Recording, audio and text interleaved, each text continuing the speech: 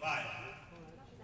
Nevertheless, we consider them our brothers in arms and will always remember them as part of the Hmong pilot legacy.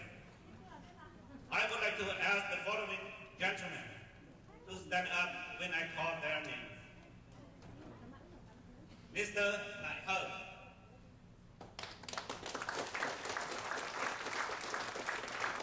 Mr. Kim He,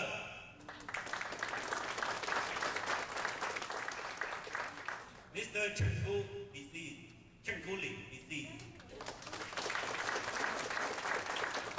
Mr. Dong Hua,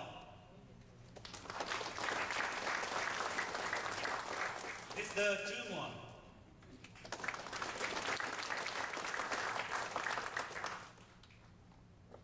Mr. Deng Kao, Mr. Neng Va, Mr. Feng Wang, Mr. Hong Xiong, and Mr. and Dr. Yang Xiong.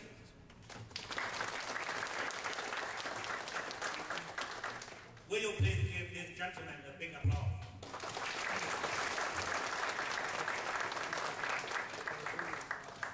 Thank you. You may be seated. To the surviving pilots, my brothers, my friends, we are indeed the fortunate one.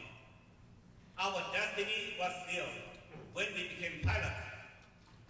We did not plan for our future because there wasn't any to be had. Our motto was to fight until we die. And we as well as our families have accepted that as our fate. All these sacrifices were not for glory nor fame, but for the ultimate freedom of all the people in Laos. So now, like me, many of you also struggle to justify why you survive and for what purpose.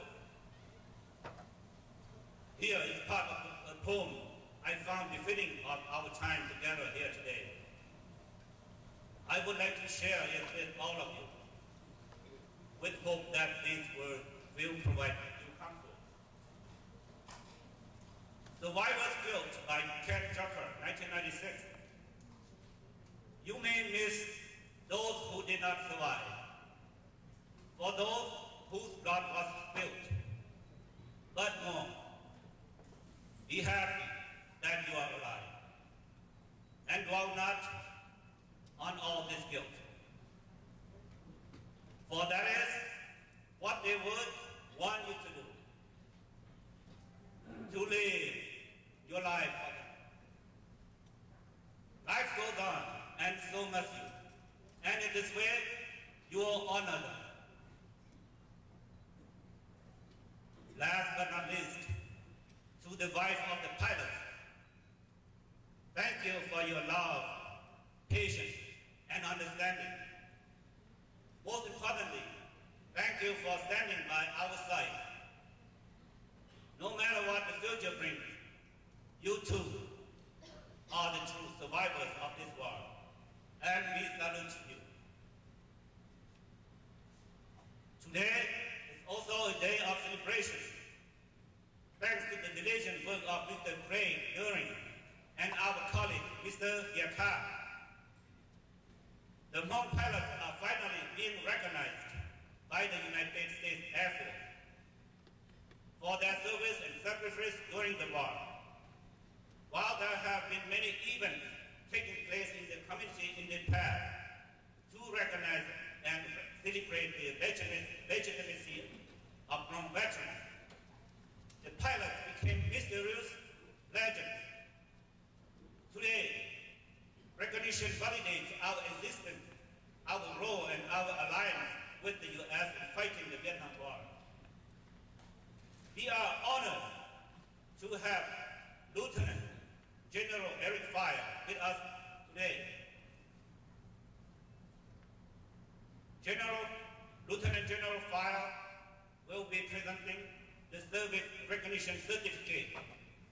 to the pilots. We ask that the widow or children of our fallen brothers partake in this ceremony to honor the memory of their loved one.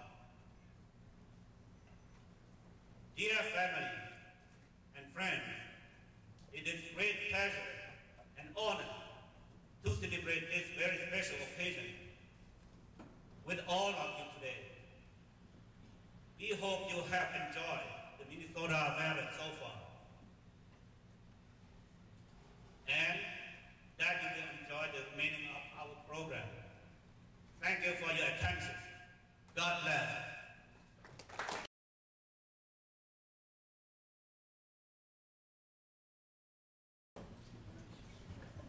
Thank you very much. Well, this is a great honor to be here. General File, thank you so much for coming all the way in the rain and whatever else you encountered along the way. But it means a lot to all of us up here to have you present. And all the rest of the folks who came, especially the Minnesota Air National Guard, our friends from way back. I want to, we talked a little bit about the individual pilots, but I want to talk to the family here, because I was talking, one of the ladies here, we were chatting earlier, we were running a video with some pictures of it, and she said, you know, I was born in Laos, but you probably have more memories of Laos than I do, because she was sitting with a little girl when that happened. And I think, I'm so happy to see family members here, because it's important that you learn about your heritage and know just how great a contribution your people, and especially these people, made to, frankly, defeating the communists, holding them at bay, and allowing us to all be here living in a free land again tonight. This is a tremendous accomplishment. You know, going back to the time after World War II, I'll do a quick history lesson. The North Vietnamese were starting to strike out for independence, and you know a little bit of the story about when the French were there and the fall of Dien Bien Phu. But as they moved throughout Southeast Asia, kind of taking over everything, they ran into a group of people who said, no, we don't want you here. And they began fighting the North Vietnamese long before the Americans were involved. And it was coincidental that as the war in Vietnam began, that people like Bill Laird of the CIA, who happened to be up in that area, said, I heard about these people. Who are these Hmong people? And who is this General Van Pelt? He was not a general at that time. He was a lieutenant in the French Army initially. He actually was leading, my understanding is, was leading a relief column with Dien Bien Phu when it fell in 1954. Well, he was a very charismatic leader, and he gained the trust, confidence of his people, was able to unite this extremely independent group of folks to form a real conventional army, which is the only way you were going to stop General Chiap and his 5 crack NPA divisions that he formed to fight the Battle of Dien Bien Phu. Now, step forward in time. You know what happened. We got involved using the CIA. The Air Force got involved because it just made sense to try to help out with this war. And so who did it go to? Well, we had conventional fighters, but a lot of the special operations people were the ones that really met with the folks and made this happen. So the time continued forward, and what most people don't realize is that General Chiap had a strategy. And that was he would never commit his 5 crack divisions to the war in the South, because he always feared the Americans were going to invade through Haiphong, come in and take Hanoi. But because of the turnover of years and the new people in it, he needed to get them into battle. He committed them into Laos, into northern Laos, usually a brigade and a half at a time. And so whether it was the 504th, 508th, it was increments of 4. That's the easy way to remember it. These are the people that we all fought against. The 5 crack NPA divisions, the best ones, the ones that were kept for homeland defense. He let them fight there because he could get them back to Hanoi quickly if he needed to. And of course, we never did invade. So this was the competition. Back in 1969, I went to Vietnam as a forward air controller, working with the 25th Vietnamese Division between a little village between Saigon and the Cambodian border. Because Tet of '68 had occurred just before that, there wasn't a whole lot of activity going on. We had some, but not what it would have been. Eventually, I volunteered for this program and came up to Laos in April of 1969. I went to Long Chen immediately, and because of the way they changed the personnel politics a little bit, I ended up staying there 11 months until March of 1971. My first impression was getting off the airplane in Udon. I was met by a representative of Water Pump, Detachment 1 of the 56th Special Operations Group. These were our fathers over there, the people who took care of us and also provided our cover story. Went back and saw this big operation, these T-28s, and I saw these guys flying around with people, talking in voices that I couldn't understand. You know, who are these people? I was soon to find out. Because the next day I moved to Vientiane, and within a day or two after that, I was at Long Chen. And then I heard the name Chapakao. Took me a while to learn how to spell it, but I could, at least I could pronounce it for a while. And these folks, of course, were people that we helped train to fly their own battles. When the Chapakaos, the Hmong Chapakaos, there were Lao Chapakaos too. When the Hmong Chapakaos went back to work to Long Chen, they worked for General Wen Pao. And if he had an assignment for them, you know, we didn't know about it. We just see these airplanes taking off, taking off, taking off. We worked on the same operations with them. So we got to know them. We got to know these guys very, very well. And of course, because we were directing airstrikes, well, who did we call on?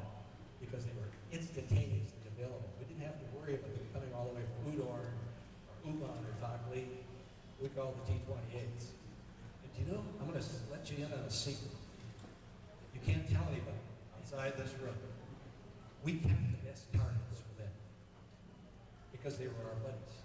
They were our friends. So if you had a truck out there, a big juicy truck, oh, T-28 could handle that. And so they did. Yeah, conversely, if you got into a real mine and you needed to have fighters that could drop their ordnance exactly where you needed it, you called these guys because of two reasons. Number one, the airplane was capable of delivering it very precisely. And number two, they were so experienced. They were like the Air America pilots because they flew all day long, every day, and they got very, very, very good at what they did. Of course, it also meant that they were out there very often. And just because of the many opportunities the enemy has to shoot at you, sooner or later, an infinite number of bullets shot up into the sky. One of them was going to hit them. And this is unfortunately what happened to the people here. I remember sitting down with one of my Hmong friends and talking about the war, and I was getting a little bit frustrated. I thought we should be doing more. We should come up with some creative ideas. And he says, you know, slow down, slow down. He says, you're going home in 3 months. I stayed here till I died. And it finally dawned on me what these people were doing. And the commitment they had, when they walked into the program, they assumed that it would not turn out well for them. And if it did turn out well, so much the better. That's why we have our friends here. Let me give you I'm going to just read a little email that I got from a fellow Raven who wanted to be here today and then had to cancel out at the last minute. This is just his reaction. I joined the Raven program in December of 1969. My first assignment was in Savannah Cat, and he came up to Long Chen. And he replaced Oscar Bride, who was killed in action, one of our Ravens. This was my first exposure to the Chapakao.